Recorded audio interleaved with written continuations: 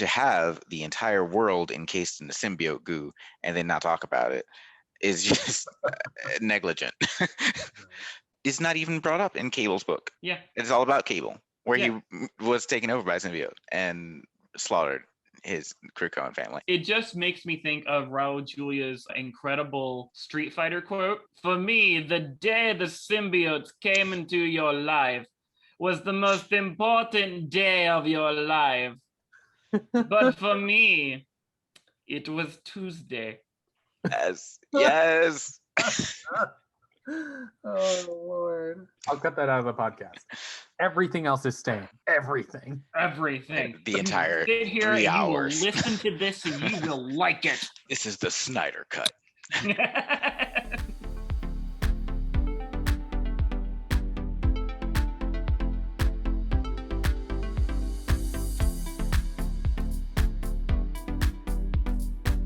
Good morning, Krakoa. Rise and shine. It's a beautiful day on this paradise mutant island that occasionally eats people, but you know, only those that volunteer for it. Welcome to Good Morning Krakoa. Hi, I'm Michael. I'm DeVon. And I'm Terence. And each week we bring you the latest news on this week's most recent X-Books. Strap in, get ready, because we are going to talk about all sorts of exciting news and tidbits and do it all from an impossibly queer angle, because that's how we roll. How's it going, guys? It's pollen season in Atlanta. It seems like we're getting into true spring now and not fake spring. So get all that good shit up in your nostrils. Atlanta is a lot like Krakoa. It's very much alive, and it's very much a part of all of us, whether we want it to be or not. Inside us, whether we want it or not. Exactly. God. You can't help but to inhale it. You know you're in for like a terrible season when you can see the pollen collecting onto your phone screen as you are walking outside. I wonder if people are still wearing their masks outdoors, if that will result in a reduction in how much they're affected by pollen season. I mean, it helped with the flu. The flu is more of a function of us being like far apart and also not spitting in each other's mouths as we did every single day before the pandemic. You know? Those were the days. Yeah, just I do miss staff meetings. Yeah, truly. Hold on. Was that staff as in STAPH? I'll leave it up to your interpretation. Right. You know, we are nothing if not a bacterial colony. In fact, you might even describe each of us as our own Krakoas, floating through the world with a safe population of bacteria living upon us. I have been called a psychic parasite. I prefer soul-sucking monster. That's so very Proteus of you. Some say Proteus, some say Jenna Maroney.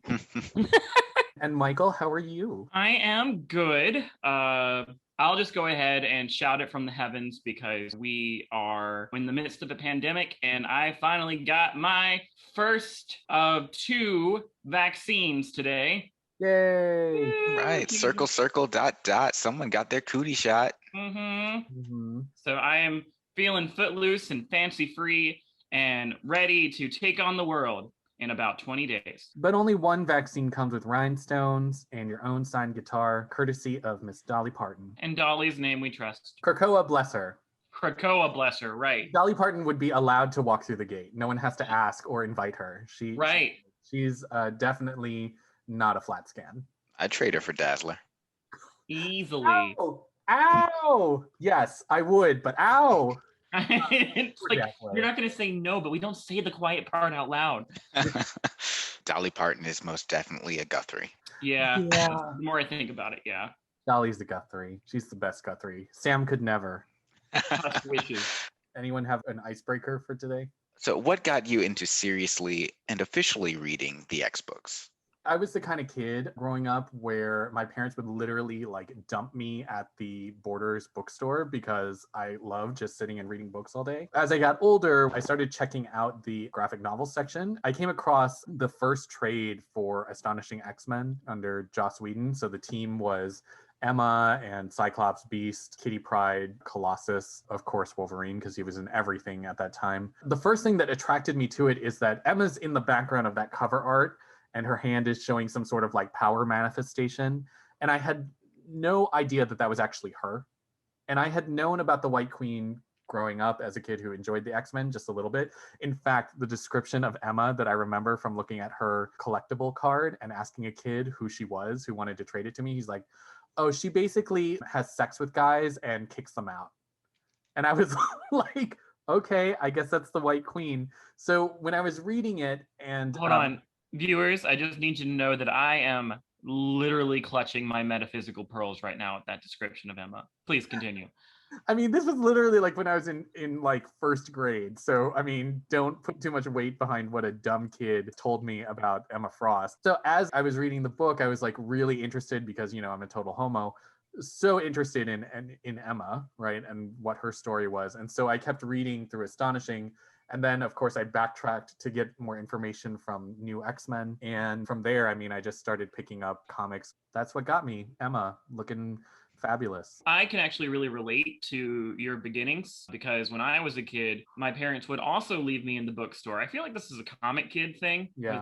They dump you in the book section. I was doing this on an Air Force base and they just had a teeny tiny little comic book shop corner thing. And I literally just sat there and read books and then put them back like it was a library. And I did that until college when I couldn't do that anymore because now you're a grown man and they frown on that for some reason. And then one day, a friend of mine, when I told him that I loved comics but I couldn't afford them, was like, oh, well, I have this whole collection. And he really does have like this massive just boxes and boxes of comic books from DC and Marvel. And kind of known about them, trying to stay on the up and up. I'd go to uncannyxmen.net and read summaries, but Same. stuff like that.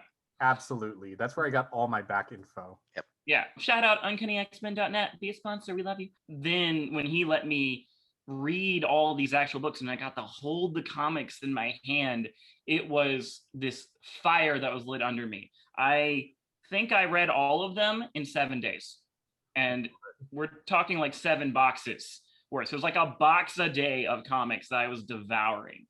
And after that, I was like, you know what? Marvel Unlimited, here I come. And I've been doing it ever since. Well, I'd mentioned this earlier, but growing up, I didn't have access to the actual comics as they were released weekly. But I did have access to some of the novelized versions that people like Ann Nesenti and Christopher Golden were writing. So I was reading those as a kid and falling in love with those versions of the X-Men. And then when I finally did gain access in college, the comics as they were released on a weekly basis and all of the historical comics, I was finally able to catch up. I think that was around the time of Avengers Disassembled.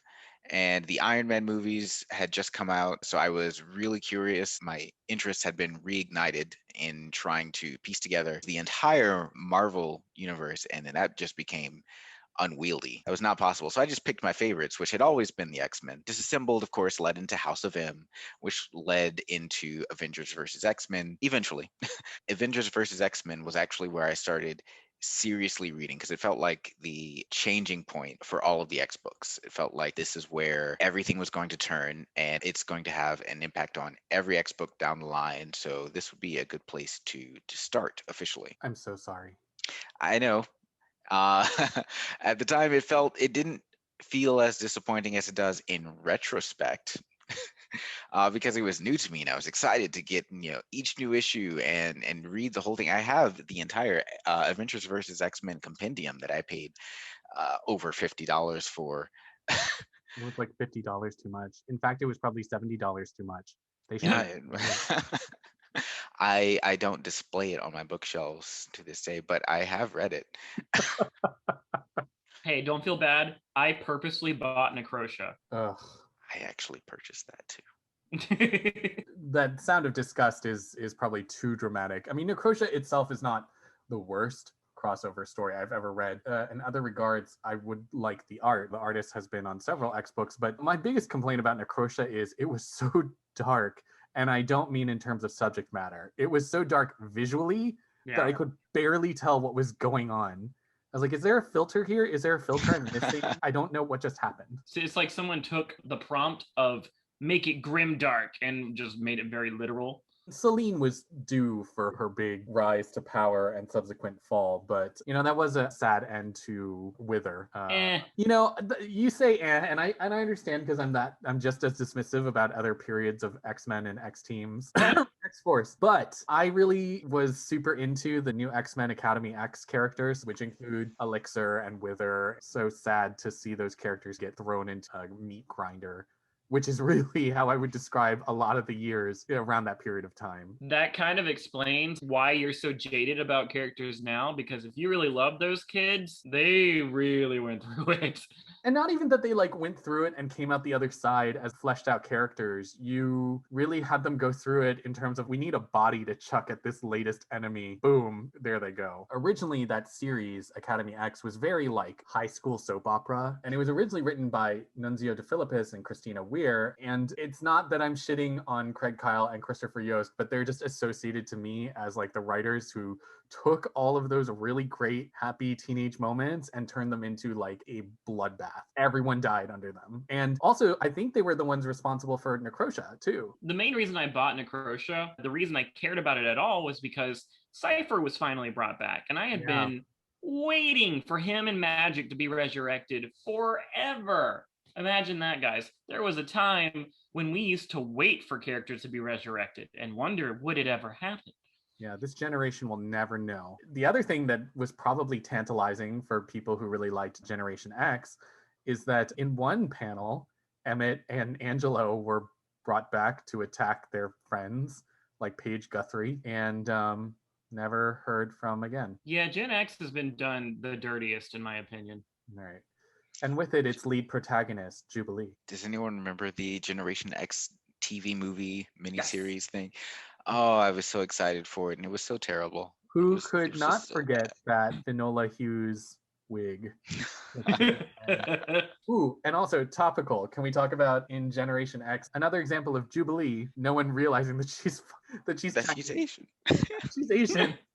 Which actually, for myself as a kid growing up, I actually never realized that Jubilee was Chinese until I started reading the comics. Because in the TV show, it was ambiguous enough, and Jubilee, I think in a lot of artwork at the time that was in trading cards, didn't read to me as Asian. Nothing was ever really referenced about her being Chinese. She had that solo series, and that's when I found out. So apparently casting didn't realize that either. Yeah, I actually discovered very recently that I have a copy of this movie. Oh my god, we have to watch it. It's not complete. The last 20 minutes or so is when the movie digitally just cuts out. But you'll never notice because you'll never make it that far in. Are you sure that it was incomplete? Maybe that's the director's cut. No, I am certain it just cuts off mid-sentence. Yeah, just like in The Sopranos. They're like, we're done here. It was an artful take. I mean, if we want to talk about it, what was Mutant X? That was a copyright violation. Okay, because I was under the impression that Mutant X was an attempt by Marvel to actually make a TV show about X-Men, but they couldn't because of the Sony thing. I didn't know. I watched it. I devoured it just because I was hungry for more X-Men representation. At that point, I was not entirely certain that it wasn't not related, but I watched just to make sure. And when I did not come across them in any comic book or on any wiki, once wikis became available, because at the time of Mutant X, the internet was not quite as popular as it is today, and I may be dating myself. What Angel Fire site did you read up on it? You see, my memories of childhood are always going to be a little bit off because I am a time-displaced clone of my alternate dimension self. So you're not getting revived. It's like the big one on Krakoa because no clones. Yeah, that's fine. I'll just have one of my alternate time displaced versions bring back this version from some point, which is exactly what happens in Cable. Come on, segue. So that brings us then to our two books of the week, which are Cable number 9 and Excalibur number 19. One thing that we've been thinking about playing with here is trying to force each other to do a summary of a book that we've read in 30 seconds or less. just to see how 30? terribly we can do it. Hold on. Well, listeners, while you are orienting yourself, I would like to mention that when we discussed this, it was a 60-second summary or less. But Terrence has just upped the ante, and I am sitting here on the edge of my seat, waiting for this to happen. So let's. But you got to twist, girl. Oh So God! strap in. So I have the timer set. Whenever you are ready, let me know. I'll tell you go, and we'll see if you can do this, sir. I am so glad I did not volunteer to summarize this week. Let's start the countdown in 3, 2, 1. Go. So Cable number 9 is written by Jerry Duggan and Phil Noto, and this picks up where Cable is trying to figure out where these babies have been stolen from because he realizes Strife is back. So he seems to go through a cadre of different characters and go through a bunch of false leads. He first starts by fucking around with some AAM dudes with Esme, and then doesn't seem to go anywhere until finally he has no plan whatsoever and finds nothing and ends up with Hope, where we all end up every so often. Okay. Damn. That's right. This is an Amber Alert gone wrong. So to summarize, nothing happens. Yeah. Damn.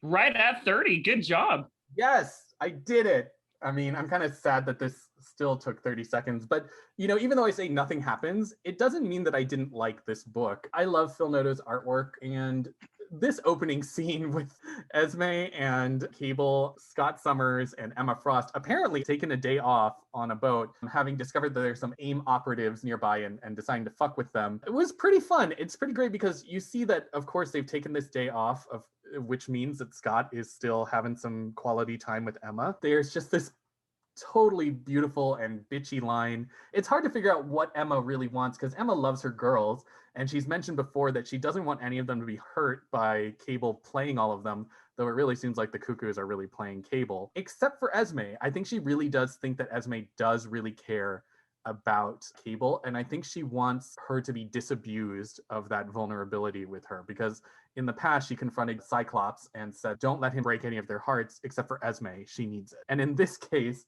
you have them on this boat, but Cable is still being angsty and eaten up by the fact that these babies are missing. So he decides to ditch them on the boat and doesn't even tell Esme. He tells Emma to tell Esme. And Esme is like, did he just? And Emma literally says, the boy would rather throw himself into the ocean than be with you at the moment. Not just that. Cable asked Emma to break it to Esme that he was leaving gently. Like, he specifically was like, let her know, no harm done. I just can't sit by idly while those babies are missing. And does Emma give that version of the message? No. I mean, I don't know what this is. Is this like Emma taking out resentment for Esme shattering her? Is this Emma really trying to do her best in that way she always seems to fail with tough love to make people stronger through adversity? Or is this just her just being a total fucking asshole? I don't know. For a group of psychics, these people surely don't communicate very well. We'd love to see it. Really, what the rest of the book is concerned with is it seems to just have Nathan running around trying to figure out, like, who can help me figure out where these babies are, right? In the previous issue, he went with Domino. They found out some things, but he really hasn't made a lot of progress. And this time he goes to Logan, blows his cover, and then he moves to Rachel, who suggests that he go to Magic, right? Because in the original Inferno, that's why they were stealing babies, to do these rituals. And so he goes to talk with Magic, and she takes him to Limbo, and they look for Neaster to ask if he knows what's going on with Strife and these babies. This is a nice little cameo here with this demon, because he was in some ways the architect of everything that happened with Inferno and Madeline prior. And though we don't really get any callbacks to that specifically, we do learn that he's being tortured for centuries to recorders being played by little demons who are also singing 500 miles. 1,000. Yeah, it is 500 miles. 500 miles. 500 miles, yeah. That they would walk 500 miles and torturing him for, I guess, the rest of eternity. And then finally, when that doesn't really go anywhere, he decides to beat up Wildside for no reason, which only serves to bring hope into the conflict. And they decide that the two of them, I guess there's some tension with them because young Cable, of course, killed older Cable in a very convoluted time traveling storyline. But basically, they decide that the person they need here is actually going to be old Cable. So since there can't be the two of them, I guess this means that somehow young Cable is going to sacrifice himself. The interesting thing here that DeVon mentioned to beautifully segue us into this book is that one of these text blocks goes on to explain the details of the resurrection protocols for duplicates. And I don't actually think it holds up very well here. It tries to basically say that it's not a good thing to have doubles running around in general. But on top of that, they decided to expand that to not allowing clones who already exist to be brought back, with the exception of cases where duplication is an extension of mutant gifts. Somehow the Stepford Cuckoos are considered part of that clause, or Madrix Prime when any of his duplicates are running around. And that's why apparently we can't have two Cables running around, or God forbid, three Nathan Summers running around, X-Man, young Cable, and old Cable. So Madrix, I get. You Yeah. know, it's his whole thing. He makes duplicates of himself. The Cuckoos, that is not at all related to their mutant abilities. Right. The only way I could think that it was in some way related to their mutant abilities is that because there are 5 of them, and technically there were thousands of them, that their powers are that they work in a gestalt. In which case, sure, but we could be ignoring the continuity about them being a manufactured weapon 14, where they literally had thousands of cuckoos, and these were just the 5 that got sent out into the world. But in that case, they literally are all clones. They happen to have their own personalities, but in the same way, a lot of duplicates have their own personalities. Does Madeline Pryor not have her own personality distinct from Jean?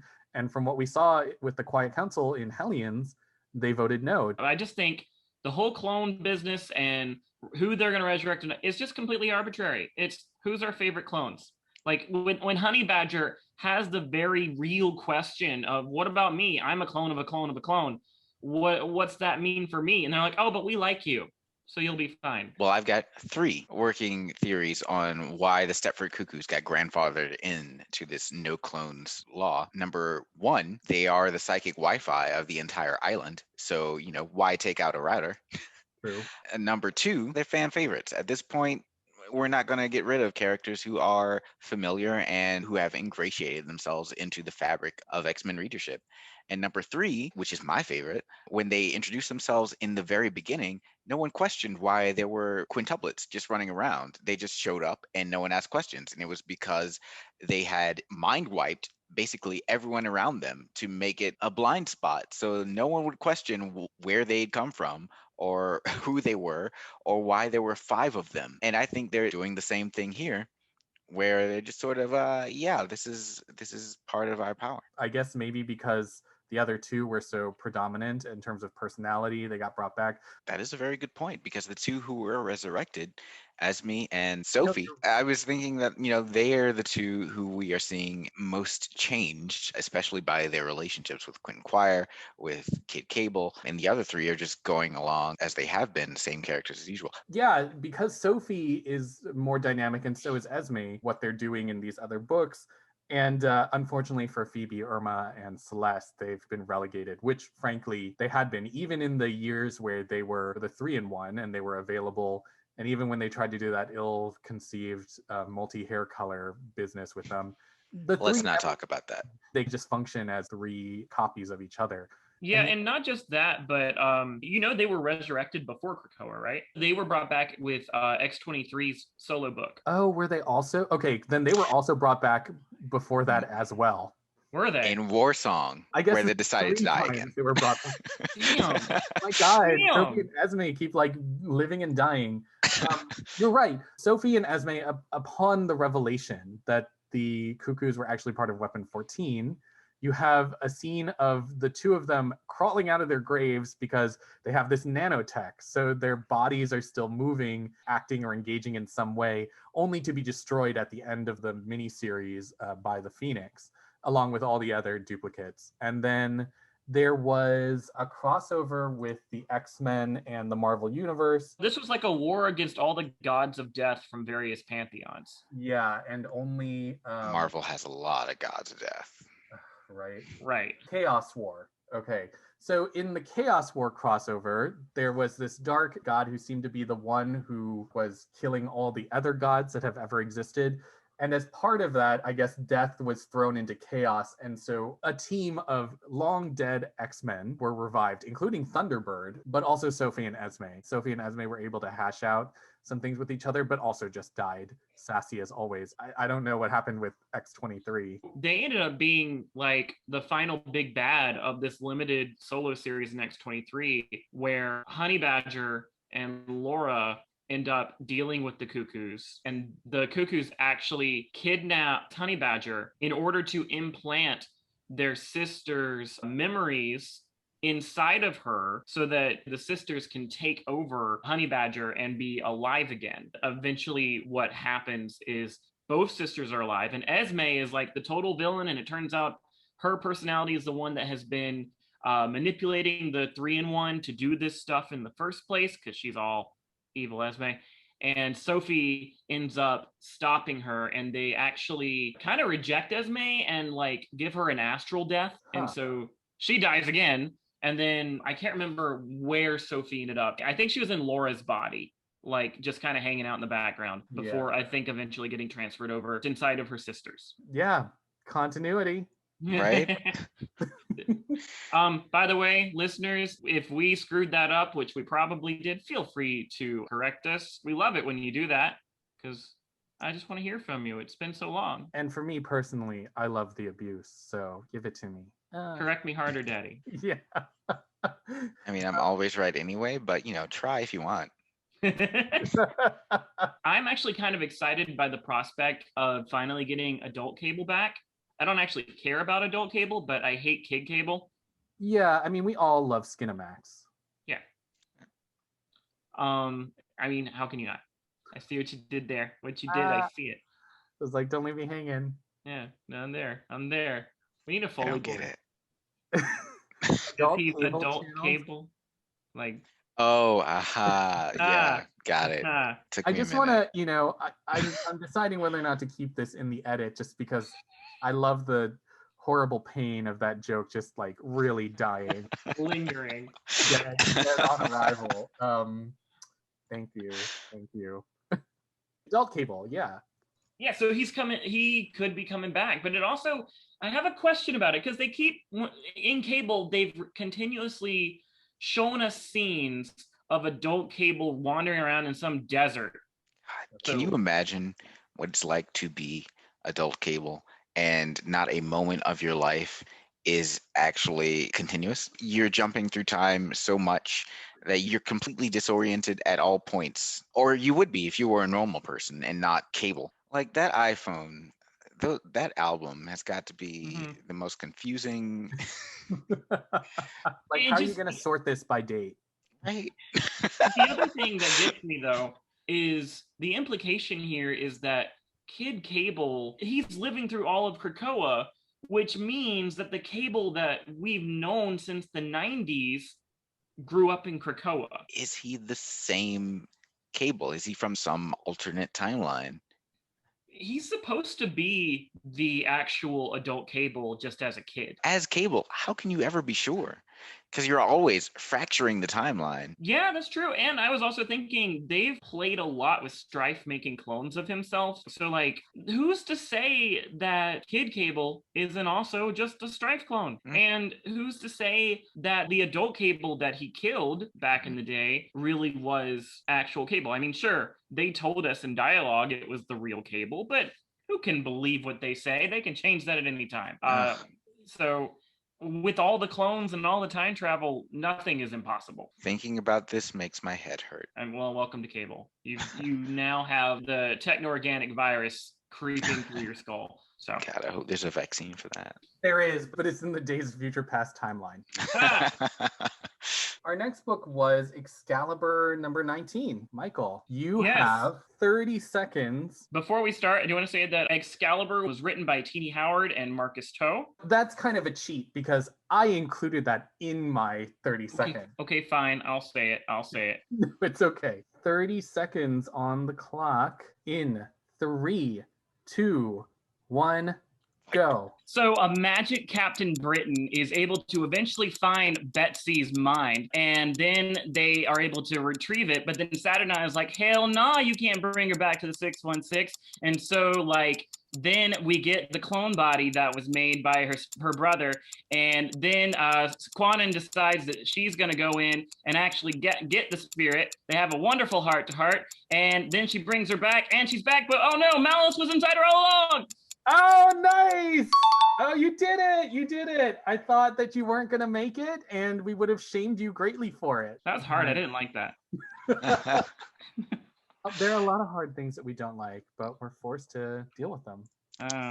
So before we really get into this, and I'm sure and I hope that this jumped out to all of you, the order that Marvel suggests that you read this is Cable first and then Excalibur. And the entire point of Cable is that he is looking for Strife, and Strife is very well hidden.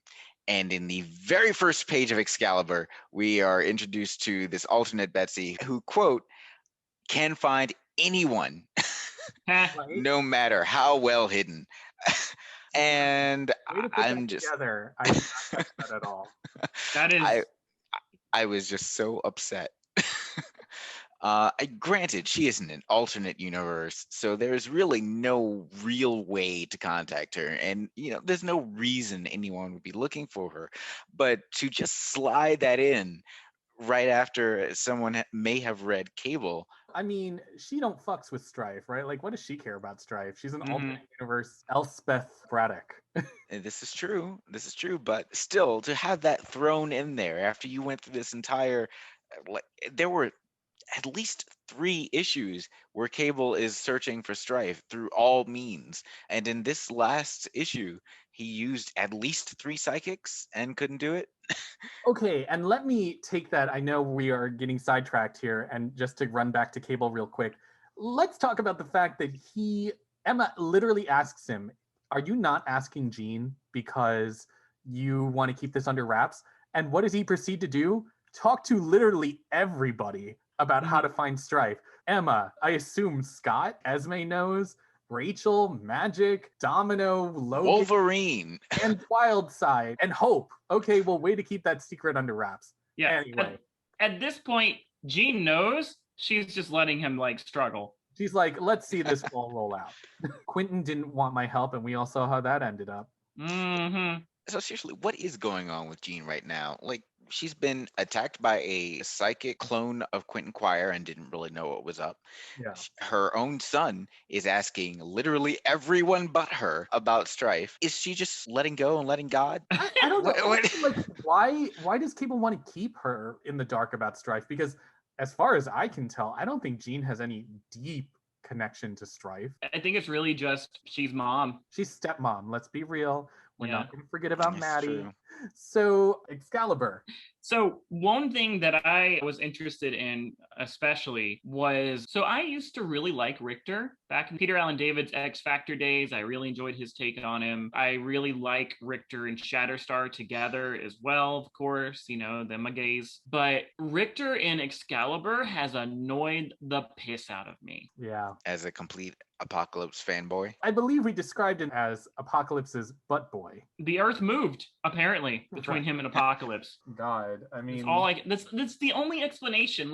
Richter's always been an angsty little whiner, but in that opening scene when he's like, it just won't work. It just won't work. Insert coded swear word here, coded swear word there. I like that even Brian Braddock has to be like, dude, take a chill pill. For real. We're trying to bring back my sister, and you are really centering yourself. That's good.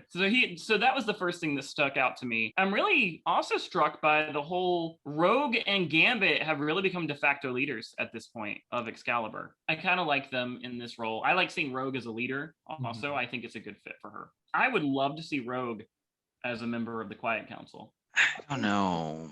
I think it could be written to make sense. I don't think she has a very consistent moral guideline. If we want to talk metatextually, Rogue is in some ways all over the place, not in a bad way, but she's just not consistent in the way that Kurt has always been consistent as a very moralistic person, but also not an asshole about it. And Jean is a sacred cow, so she is always about Wow. doing the right thing all the time.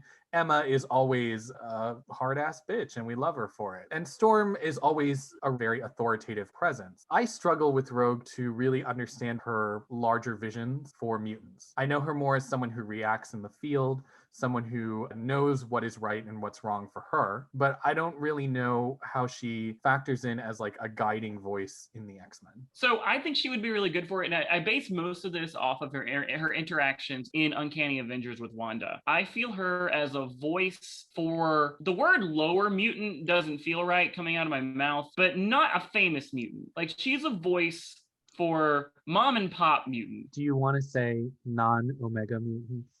Don't you dare. Don't you dare put that tripe in my mouth. It's okay to recognize that there are Omegas.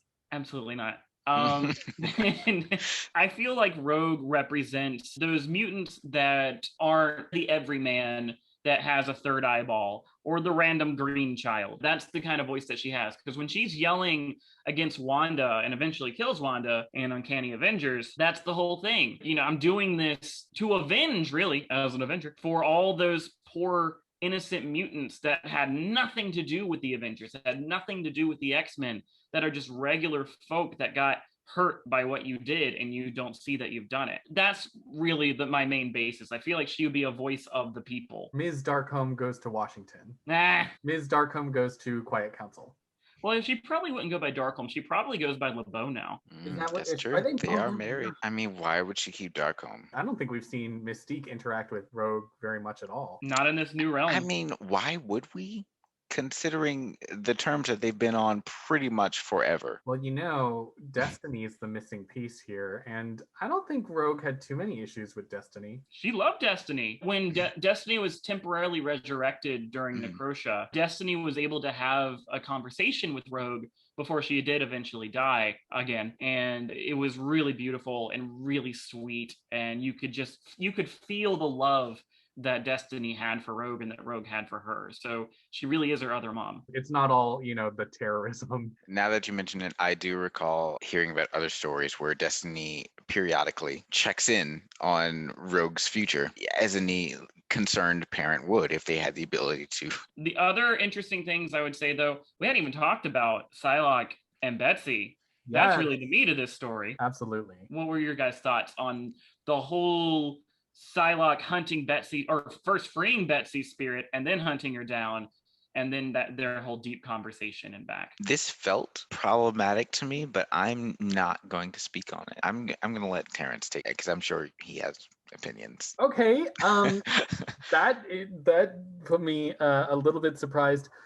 So thinking about it, yes, and I think I might have some similar views that DeVon had because of the way I wanted to describe what happened. In saying that I wanted to describe it, I actually am describing it in a way that I liked it. I actually enjoyed what happened with those two characters because I felt that the big hanging question here is Betsy is feeling super guilty with everything regarding Kwannon. But as readers, we know that this was not like Betsy just inhabiting a body that existed. This was a thing that was done to them, which is something Kwannon actually says when she finally confronts Betsy. She says, this was something that was done to us. Get over it, right? We need to get back. I like that Kwannon is active. She's been in these other books and I like that, but this is, I think, the first time I've seen her in something where I'm like, I'm really glad that Kwannon has this very distinct personality. It's not just her being hard and cold.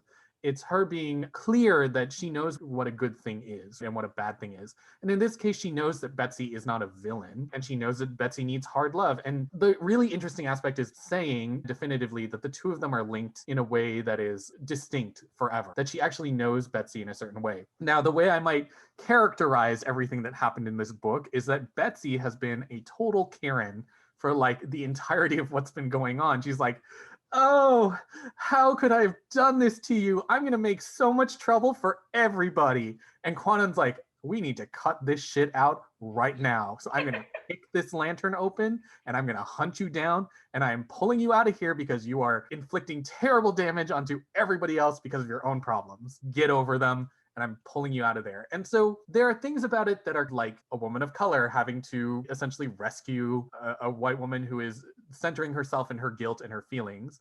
Not that Betsy doesn't actually have trauma, she does. But if you really wanted to analyze it, you'd kind of be like, Kwanan's the one who really suffered here, right? And she's here and she's dragging your ass out of whatever mythical fable village you've decided to wreak havoc on with your own white lady guilt. DeVon, was that similar to what Yeah, you that is exactly what I thought. It's just another analogy of people of color having to do all of the emotional labor in in teaching white people Damn. in what has been done and then fixing it Oh my God. Yeah. themselves. And I say that, I mean, maybe DeVon didn't appreciate it as much as I did. I actually did still enjoy it because I like seeing Kwanan just be a badass. But it is true. This is a story that is really centered around Betsy having this issue and Kwanan having to pick up the pieces here. Yeah. But I did like it still. I mean, now that you guys have said that, I feel guilty because I really liked it. Are we gonna have to pull you out of a well? A little bit. So when I was reading it, and I guess this just speaks to privilege because that didn't even occur to me. But now that you guys say it, it's clear as day. But I didn't even recognize it when I was reading it. I just saw it as two people that have extremely personal and shared trauma, and no one can pull you out of the damage like someone that also went through it. Kwanan's able to just say, hey, I'm the only one that knows what you've been through, but also cut the bullshit. I really liked how Betsy, when she was hiding in the well, she kept throwing up illusions, which is so classic Betsy from before the ninja days. Give me more illusions from Betsy. And then her being able to convince her, I was a little annoyed that Betsy was like, oh, but I just caused pain for everybody.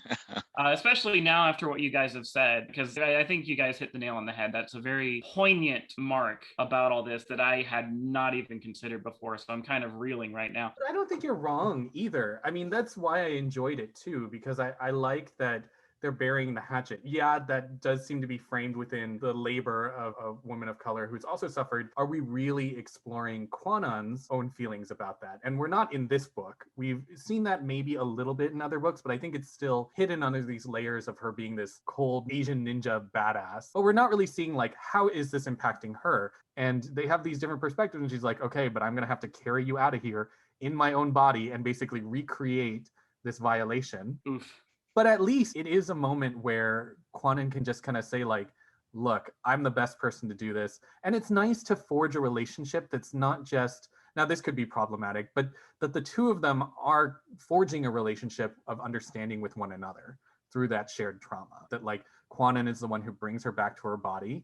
And she's like, let's share this thought in a way that's not a violation between the two of us and act together to basically bring things back to how they should be. I wish Betsy was not so helpless, but... Given that this is Excalibur and the focus is on Betsy, while I was reading, I had to ask myself, what if Kwanan was a Black woman? And she fits the stereotype of the magical Negro to a T, because she comes in mysteriously as this exotic person of mysterious origin and power and rescues this helpless white woman who is a victim of all the wrongs that have been perpetrated to both of them.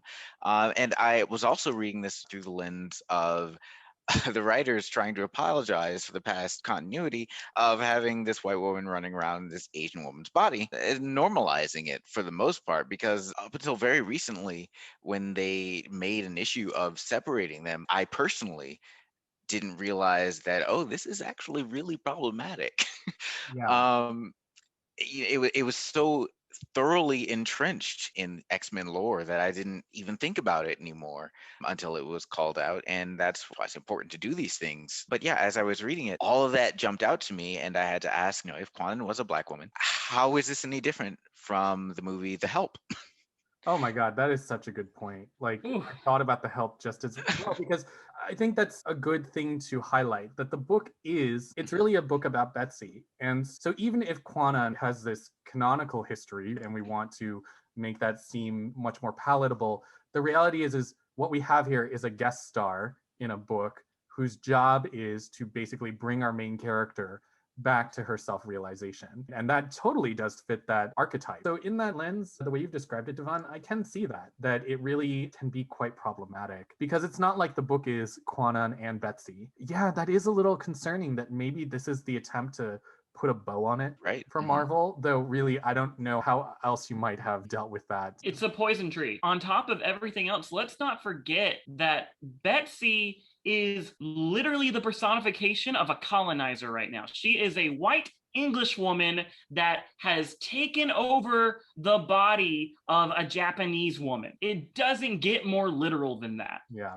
I also want to reflect on that, how you mentioned that you had never considered how problematic the thing with Psylocke was, because I hadn't really either. And I think the most explicit time it got called out was during X-Men Volume 4, the one where Storm was the leader of the school, and they were fighting Shogo's true father. And he makes this comment about, like, you're a white woman running around in a Japanese woman's body and you don't know who you are. I think that was the first time it really got called out how problematic Psylocke is. And I think the author of this book, Teenie Howard, in an interview I was reading with her, I think she mentioned that Psylocke had been in this Asian body for so long in continuity that she actually was viewed as an Asian character. So when you try to like bring her back into her original English body, then it felt like erasure of an Asian character, which is all kinds of ironic. There are tons of layers there.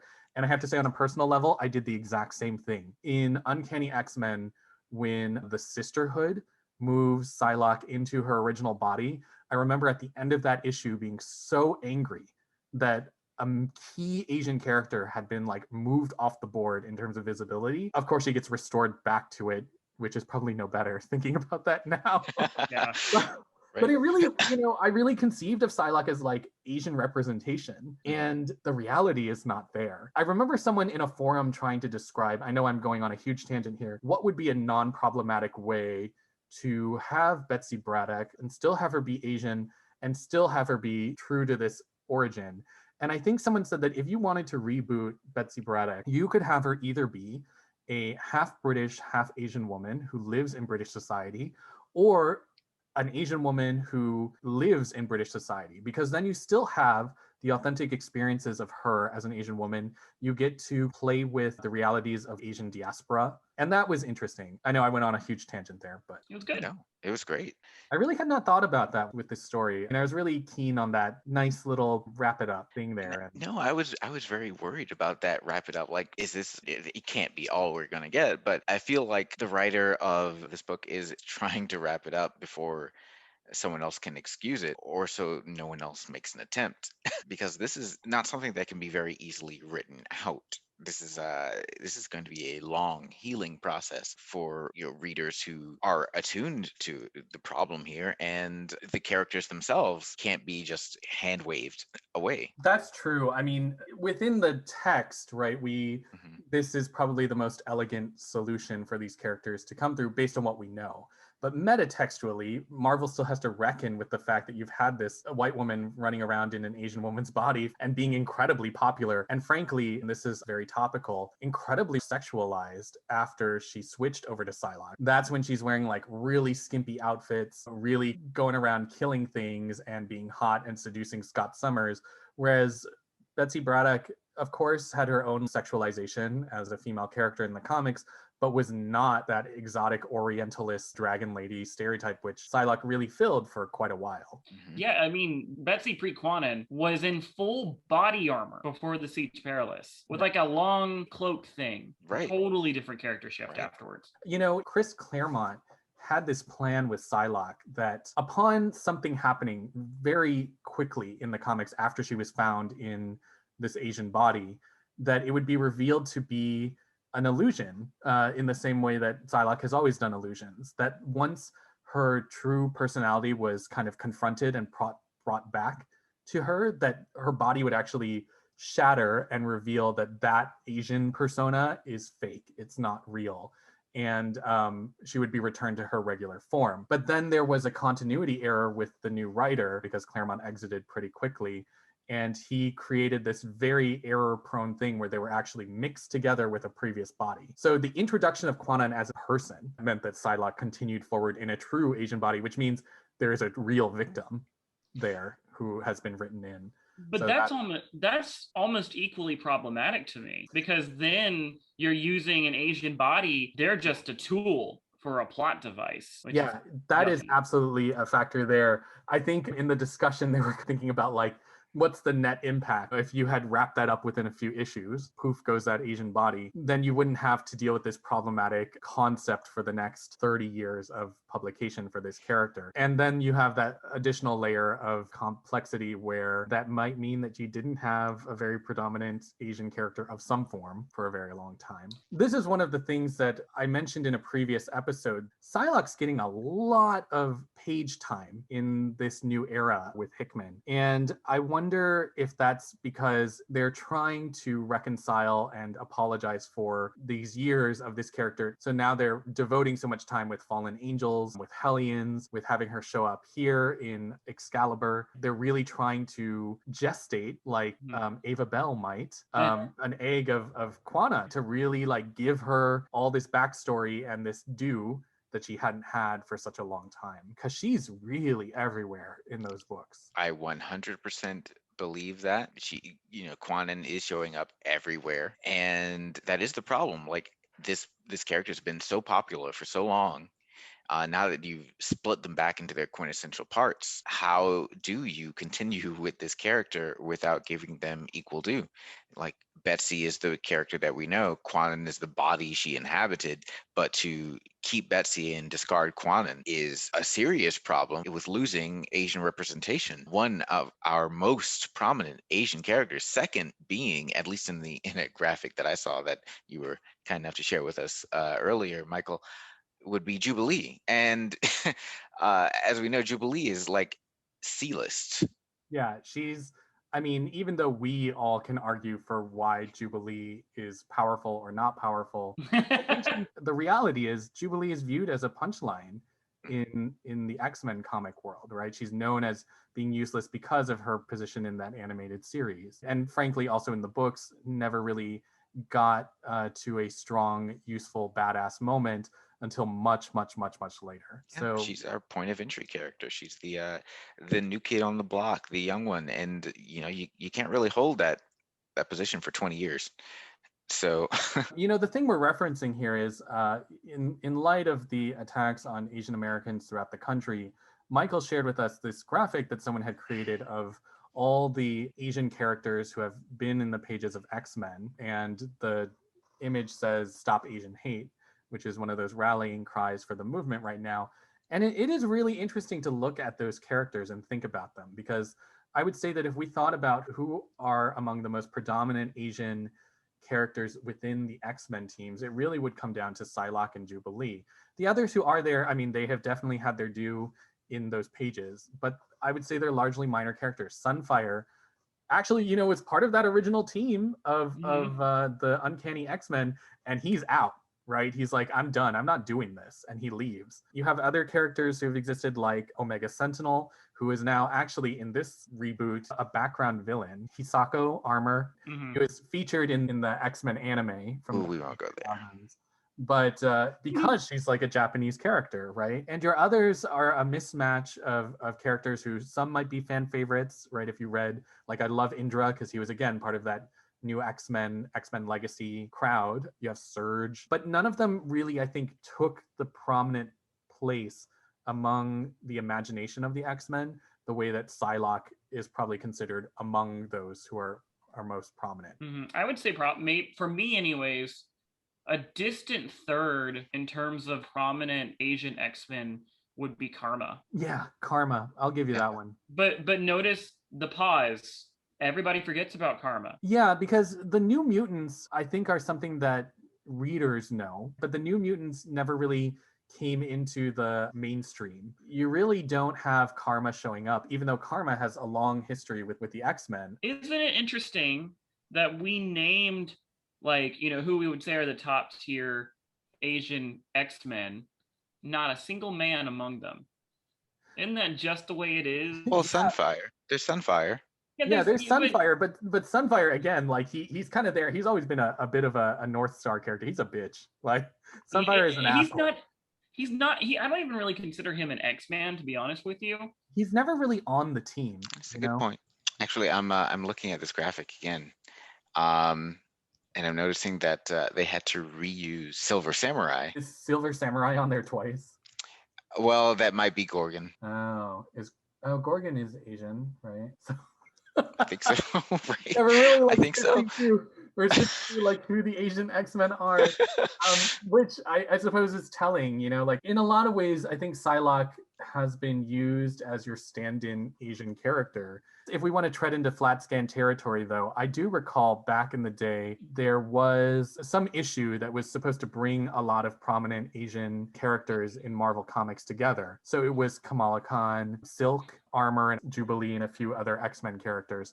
So across Marvel, I think there was some attempt to bring attention. I do not believe Psylocke was part of that. I think Psylocke probably is so predominant as well because in the Marvel versus Capcom video games, Psylocke was one of those prominent characters who was used there. And you might argue that in Japan, they of course chose the Asian ninja to be like a main character. But I think that if you look at that time, Psylocke wasn't predominant in the show. She's in like one episode. Two. And so really, why was she chosen? Maybe because the Asian country that created this video game wanted to use an Asian character. It's not just that video game. It is all but I think one of the X-Men video games where Psylocke features heavily. And I think that one is the arcade game that was supposed to be based on the original X-Men series. That one pilot that had Dazzler. Pride of the X-Men. Pride of the X-Men. That's it. It was based on Pride of the X-Men. After that game that you just mentioned, she's not in that one. And then there's another one. It's a Sega Genesis game, but you get to play as Cyclops, Gambit, Wolverine, and Nightcrawler. And they have little assist tokens, which are some of the other X-Men. Psylocke isn't in that at all. Okay, because I didn't remember that she was in a Sega game that was a similar side scroller, but yeah, she's in the sequel to it as a playable character. Oh, okay. I know we've spent a lot of time talking about the complex issue of Psylocke here. I want to pull us back to the book. I think this was a really good conversation about it. It does detract from some of the feel-good vibes of those characters coming together. I felt that like I was just very happy that we could settle this white lady guilt complex that Betsy has, and that Kwannon was able to really assert herself, though I do now wonder how much that really plays into more difficult tropes. Are there other things we want to talk about with the book? Gender non-conforming frog person that Kwannon ran into in the village? Yeah. That person busted out a heck of a ditty about their story and knew a lot of intimate details about their story quite quickly. I mean, these are not the people that gave us Agatha all along. True. That's a bummer. They can only go so far. I mean, have you tried setting the lyrics to that ballad about the Violet Stranger to Agatha all along? Because Agatha is Violet. Let me bust out the organ real quick. Let me relieve all of you in saying that we are cutting all of this next 30 seconds from this show. Oh, the other thing that I want to bring up about this book is the reintroduction of Malice. That's pretty cool. Like, has she been sitting around in Sinister's storage room? Somebody's.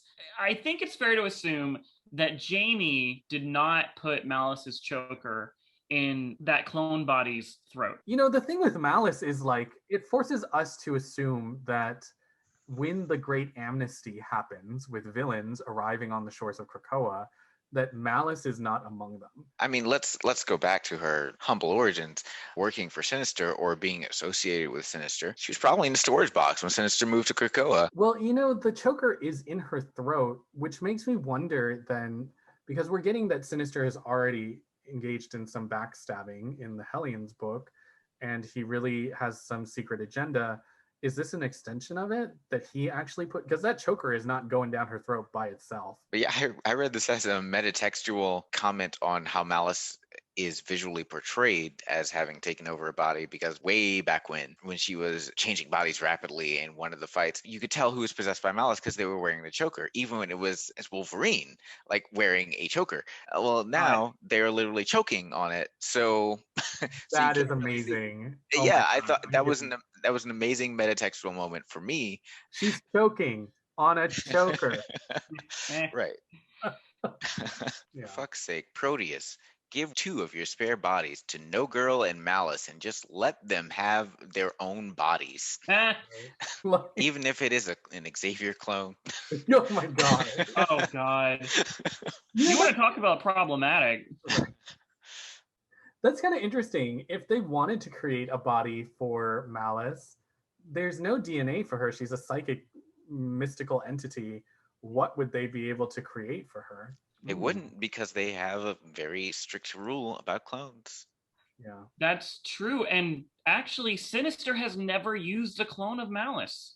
As for No Girl, though, there is a case, because she was taken out of a body and the DNA still exists because she is a floating brain. Yeah. She can have her own body back, and I don't understand why she does not. And I will rail about this forever. Plot hole. Because they like her as a floating brain. She wants a body, and I don't know why no one has given her one. Yeah. Well, then she'd have to fight in the Crucible. You're right. That's a very good point. Or just die. She's a brain in a jar. How hard is it to kill her? By not Somebody giving smash her... her with a hammer and call it a day. Give the girl a break, literally. How could Martha lose? I mean, her whole power is to cancel out other mutants' powers and then also take over their bodies. So she could defeat any champion. That's right. She's a more beefed up Karma. Yeah. So we've talked about Excalibur and Cable. I know that we've had some very good conversations. I mean, snaps to DeVon. I really had not thought about that in quite such a way. That being said, I guess that makes it weird to just figure out which ones are our tops and which ones are our bottoms. Yeah, it does, but that's how the cookie crumbles. Yeah. I would say for me, I really enjoyed both books. The added depth that DeVon has brought up is really important to consider in it, and all the implications there. As far as my impressions when I was first reading them, I have not always been a huge Excalibur fan. I think a lot of the lore is foreign to me as an X-Men person, even though Excalibur in comics history is one that featured several important mutant characters. But from day one, I don't know a lot about the Captain Britain lore and stuff like that that's really important to this book. And I think this is maybe the first time I read Excalibur and really liked what I was reading, really enjoyed it.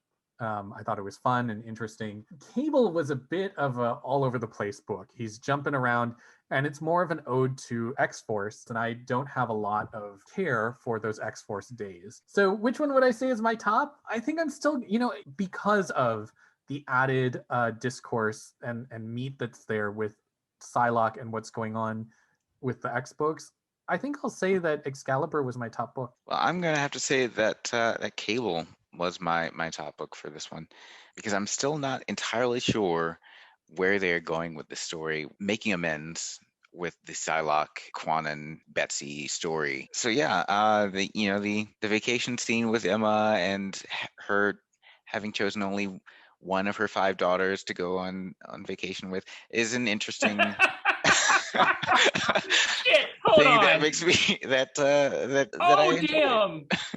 Emma playing favorites. Wow, mind games. Oh, you just hit me hard on that one. You were dropping the nuggets today. I want you to know. I just, Gold. damn, I didn't even catch that. Oh, man. Michael, what was your top and what was your bottom? So here's the thing. I was so certain about who my top was when I started today's episode. I really was. And now, after the conversation that we've had, I don't know. I really enjoyed both books, which is surprising for me because I actually don't care for Kid Cable, Comcast as I like to call him. And because of that, I was like, well, then, yeah, Excalibur has it. So normally I would say that my top is Excalibur, but DeVon, you just really blew me away with that observation that I was blind to. On the one hand, it's a good thing because we're having this discourse about it. But on the other hand, it also subtracts some heavy points for me from the book as a whole. I think Excalibur is still gonna be my top for this week, but I'm not gonna be happy about it. It's gonna be a 2-star on Yelp. Well, I mean, even after DeVon pointed it out to me and graciously handed me the mic to go first. And be like, I really like this book. As an Asian. Right. That was not my intention, I promise. I'm paying special attention to how they're handling the whole Psylocke Betsy separation thing, because I didn't see how it initially transpired in the books. I only read about it when I was trying to catch up on everything that happened. So to see this playing out and to see how they're handling it, especially given everything going on today, I try to put it in that context. And this one did not pass the smell test for me. Recently, I saw somewhere online that someone was arguing that the issue with putting disclaimers on old Disney movies and things like that have these racist depictions or misogynistic depictions or whatever is born of the fact that all media is current because all media is accessible now. And when you have the space and time to be exposed to something and then go years of not really thinking about it, and then you shift into a new era of thinking or personal way of thinking, then you're more willing to contextualize it and understand it in that time period in which you first received it or when it was created. But when everything is accessible now and people are exposed to those things now, then they're judged against the contemporary standards. And so if I were to describe Psylocke to someone, I'm sure someone who had never heard about it but has similar political ideologies as I do would kind of be like, wow, that's really fucked up. And for me, Psylocke, if I really have to think about it, is fucked up. But I would probably be more inclined to be defensive of it because this is just before people thought about these things. And it just went on for so many years because she was so complicated. But in your case, say you were doing a lot of catch up at a time when you may have always compared it to the contemporary and those ideas. And I think that's totally valid. We have access to the entirety of the history of pop culture. And it used to be that things would come into the purview and then they would go out and you'd forget about them. And so they weren't subject to a modern lens. Now we have everything at our fingertips. And with Marvel Unlimited, we absolutely can go backwards and look at all these different pieces of information. A lot of people are new to comics, and there are a lot of people who probably thought that Psylocke was an Asian character from the beginning, and now reconciling with this very problematic history and possibly the problematic ways that it's trying to be addressed is a challenge. I'm just looking at Teenie Howard's website. She lists here Excalibur, and then she has X-Corp. Oh. Monet and Sunspot. And Angel. I'm actually excited about that book. Yeah. I am too. I think it'll be it and Way of X are what I'm most excited about for the future. Yeah, I'm kind of a nerd in figuring out exactly how, what the day-to-day business dealings of Krakoa are like. How are they keeping this going? Like, how is this different from Genosha? I want to know. The thing with the Hickman era is I do feel like every new book that's being announced has something in it that I think I can be pretty excited for. Yeah, and it will be even more devastating when you find out that it was all a dream. It was all a dream. Well, Moira's like, I don't ever want to go back to it then.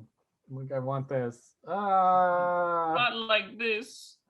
Legion's gonna show up and ruin it all. Oh God, right? I was wondering, where is Legion?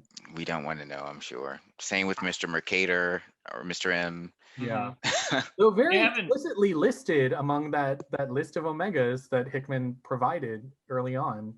And then alluded to in Otherworld with, the Mercarians. What was that area of Otherworld named after him? Yeah. Oh, good Lord. Oh. I think it would be awesome if he showed up in X-Corp. Yeah. Mr. M or Legion? Legion. Like there was that one scene where he shows up and his hair is like all slicked back. I can't remember what book it was. He showed up and he was actually trying to stop Nate Gray from doing his thing. And in order to do that, he had to be like sane for a minute. So he shoved all of his personalities into different Madrix dupes. That sounds extremely dangerous. It was. It did not turn out well. Okay, so I think this has been a really just amazing episode. This is why I love chatting with y'all about X books and coming at it from this perspective. Good job, guys. Absolutely. Yes, thank you MVP, both. DeVon. For Totally. sure. What Yes. are our books for next week? We've got So X-Men number 19 and X-Men Legends number 2. there's also King in Black, Return of the Valkyries number 5. Nice. So if you have enjoyed our conversation that we have had today, please, we invite you, reach out, like, comment, subscribe on our YouTube page. And also feel free to send us an email. Right now, I'm just so alone. I'm so sad. It's so quiet in my inbox. I don't even get spam. Please. Good morning, Krakoa at gmail.com. We would love to hear from you all so much. Even if you're trying to get into contact with us about our extended warranty, we're here for it. And if you are the Prince of Nigeria, please mail me back. I sent the $20,000. I'm just waiting to hear back from you. I sent my stimulus check. Good morning, Krakoa, and good night.